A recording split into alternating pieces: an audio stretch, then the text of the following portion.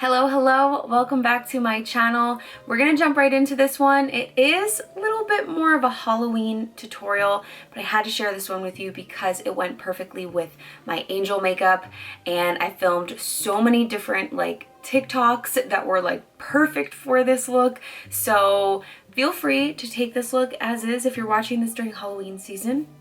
Here you go. If you're watching this during holiday season, also here you go. Make sure to take some inspiration from this look because it is red, and I think red's like a holiday color. Without further ado, keep on watching.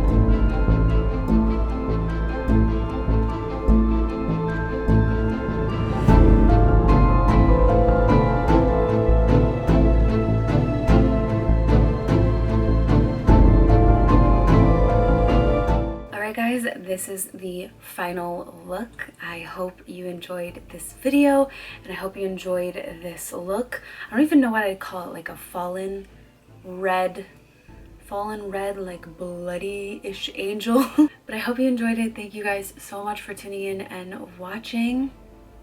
I really like how this came out. If you haven't seen it already, make sure to go check out my angel makeup right here on one of these sides. I will link the video. And that's all I got for today. Thanks guys for watching, and I will see you next time.